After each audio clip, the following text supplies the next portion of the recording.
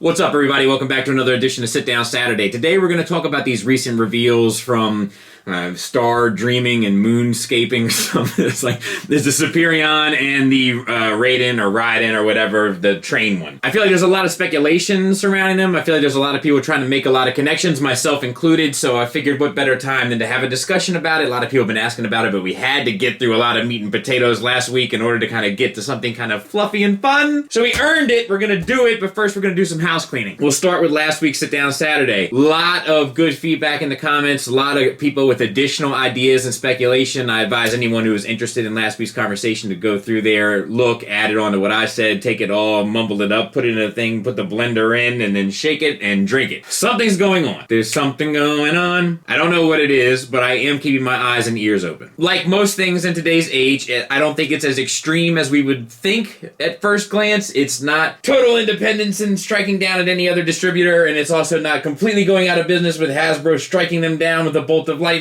The truth lies somewhere in the nuance, somewhere in the gray, somewhere in the middle. There is one more thing I want to add about this, though, and that is that Kapow Toys contacted me, and they're very busy right now. We talked about maybe doing an interview at some point in the future. You can always pressure them and be like, do the interview with Skullface. Maybe get that ball rolling a little bit. Soft sale, not pushing it. But I didn't bring it up for that. I actually brought it up to say they had some kind words to say, and I want to tip my hat to them, and once again, say that anything I bring up here is just based on the fan element, not anything personal. He contacted me pretty quick, and we had a back and forth, and it was all positive and all on the up and up, so shout out to them. Secondly, the Firebird Nicey, a lot of people on there saying, like, don't listen to the review, it's great. If you listen to the review, you'll hear just how great I think it is. There's some transformation issues regarding it, and a lot of people said that I was out of my mind, so I was like, okay, well, I went and double checked. I looked at a lot of reviews out there. A lot of people had a lot of the same issues I did. So I'm not saying that everyone will have those issues. I am saying that it shows a little bit of inexperience in that regard in comparison to its competitors or its contemporaries. But that's a great piece. That Nicey is awesome. I feel like people made their comments before they got to my final thoughts, where I gave it a strong recommend, and if I was a stronger RC fan, I would have got it. Like, if I loved RC the way I love Wonder Woman or Catwoman or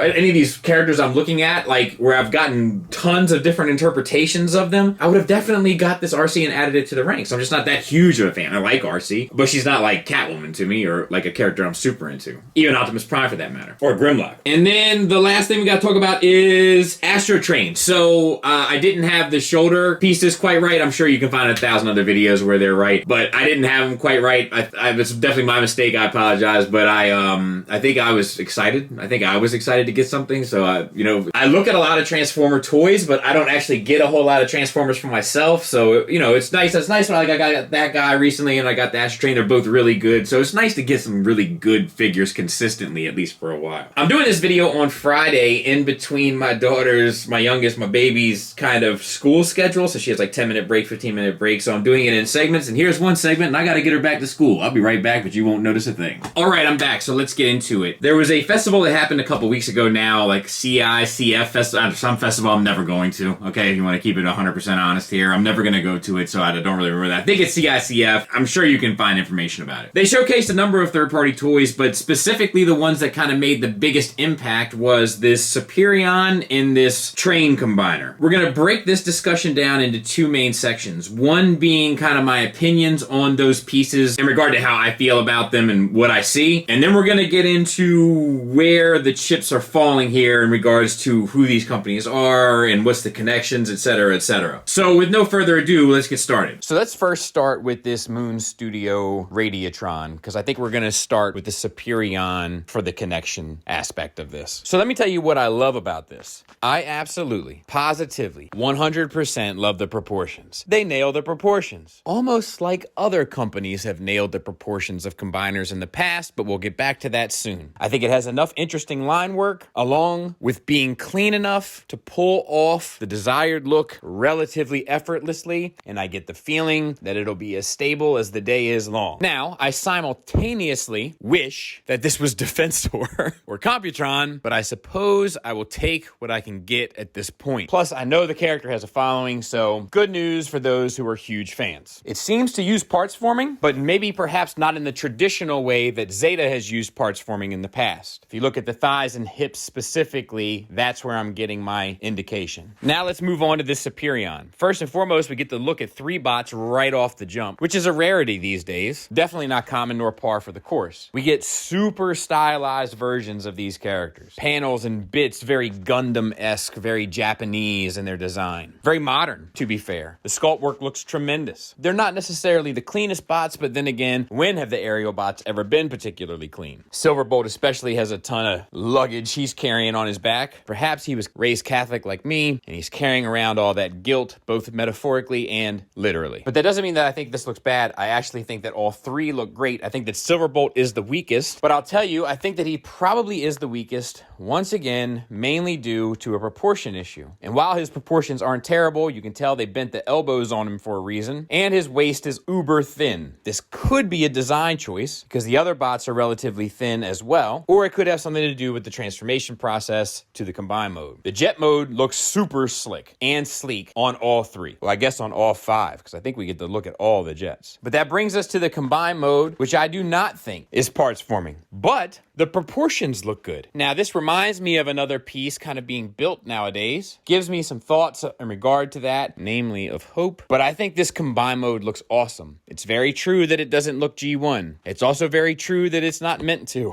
I think that criticizing it for not looking G1, which I'm sure people will do, is downright silly, because it's like criticizing a Mazda for not looking like a Hyundai. It's not trying to. It's trying to look stylized. It's trying to look modern. I think it's definitely influenced by some of those things previously mentioned, like Gundam, and I think it's pretty successful at doing it and looks like it'll be very intimidating and make a great impression on a shelf. Question is, who are these companies? So let's start with the Dream Star Superion, and I'll tell you what I think when I look at it. What other company springs first and foremost to my mind is Kang Toys, which, shout out to my buddy YK, told me it's actually pronounced similar to Chunk Toys, but I'm never calling it that. I'm only going to call it Kang Toys. I think it sounds cooler. A lot of the aesthetics regarding proportions, regarding the stylization, they all seem in line with that. So the question then becomes, right, is this Kang Toys? Well, we know that Kang Toys has a relationship with Toy World in some regard. We've already covered that in a previous video as to the evolution of their Predacons. We also know that Kang Toys, under the name Kang Toys, is producing the Predacons. So why wouldn't they just keep the same name if it was the same name? I'm more inclined to believe that perhaps the designer that designed these for Toy World sold them to another company, or that Kang Toys is kind of diversifying their name. That's what makes the most sense to me. I don't think that Zeta is involved with it one iota. It doesn't seem reminiscent of any of their work, in the same regard that their Predacons don't seem anything close to what Zeta produces as well. But it definitely has whatever Kang Toys has, it has as their flavor. It's the same ingredients in that soup. The question is whether it's under that name or it's under a different one, or if the designer who designed the Kang Toys Predacons has now sold a design of their aerial bots to someone else, or they could be completely unrelated and I could be totally off base. But this is what my opinion, this is what my heart, my gut is telling me. First impressions looking at it, just sometimes you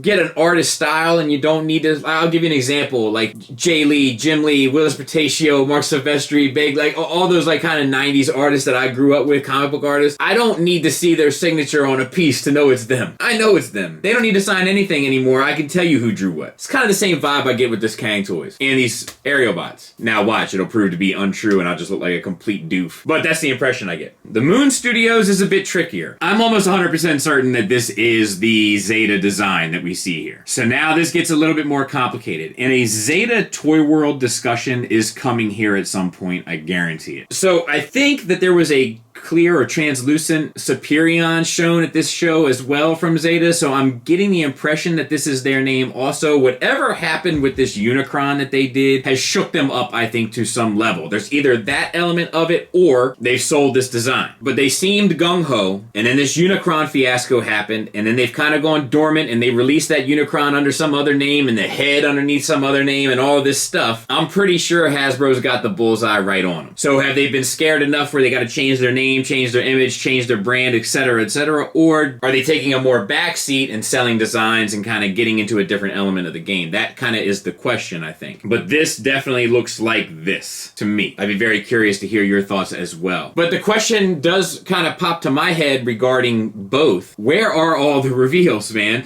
This TFCon is coming up. I hope we see some action because it is getting a little scary, to me anyway. But where's this Zeta Toys Predaking? We wants it. We wants it very bad. It would have been nice to finally see this Kang Toys Predaking, to see how that looked. If it looks anything like this Superion, that's a nice touch. But if Kang Toys and the Superion are the same company, why are they changing their kind of marketing rollout for how they're doing this? Where they haven't really shown the Predaking, but now they're showing the aerial bots fully combined with a couple of bots already. Very interesting stuff. So those are the kind of logical connections that I draw between them. I think they all look great in their own right. I don't know if I'm in for any of them. I don't really have a connection to the trains, and I have a set of aerial bots that I like in both alt mode and coming soon robot mode, so I'm kind of, my box is checked there, so to speak. Hopefully I'll have the opportunity to take a look at them, but I don't think I'm in for them myself. But yeah, it was nice to do this week. Just something fun, something kind of nice and opinion related and just carefree, as opposed to some of these other ones that have gotten a little heavy. Felt good. Hope you guys are being safe. Hope you guys are being sane. Thanks for listening. Thanks for watching. Until next time, take care.